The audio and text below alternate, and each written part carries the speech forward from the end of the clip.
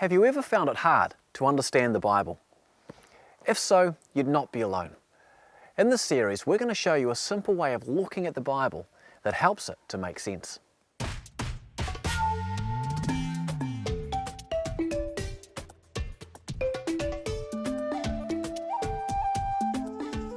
We often think of the Bible as one big book, but it's actually made of 66 different books. The Old Testament includes the law, the history, the poetry and wisdom literature, and then the prophets. The New Testament is then made up of the 4 biographies of Jesus called the Gospels, a book of history called Acts, various letters to the churches, and a book of predictions called Revelation.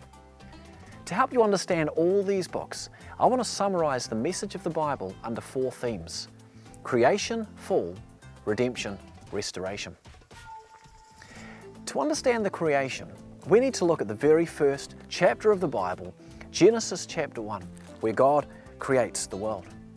Now, this was written at a time when many cultures thought that the gods were crazy.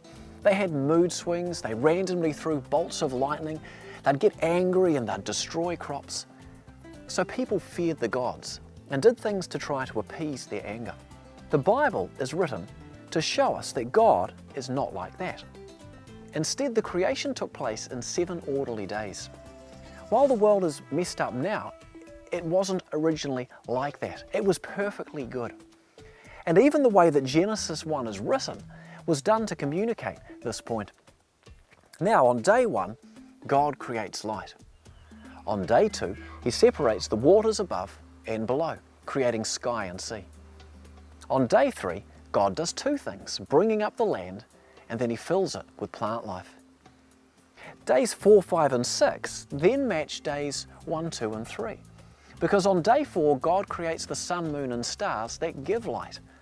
On day 5, God made all the basic varieties of birds and fish that exist, filling the sky and sea that He'd created on day 2.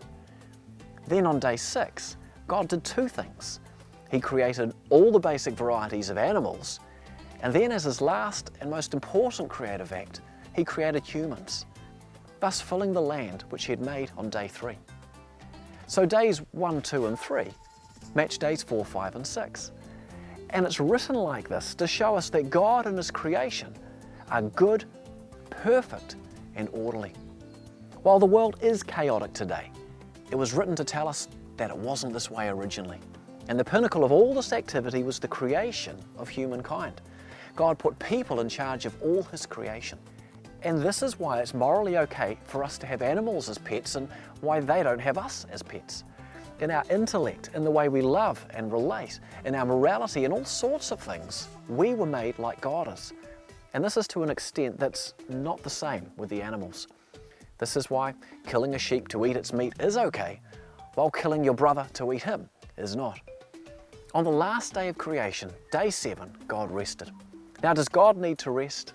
Of course not. So why did He do it? It was to set us an example. You see, God knew some people would become so task-oriented that they would not stop to rest and relax or remember Him.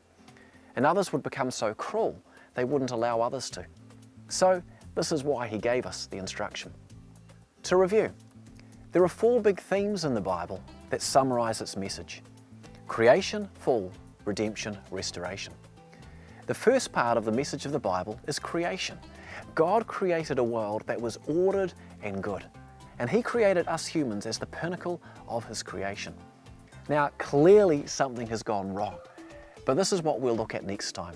To start with, the world was made perfect, and this means that you were created with purpose. You are not an accident. You are loved by God and significant, here for a reason, noticed and known.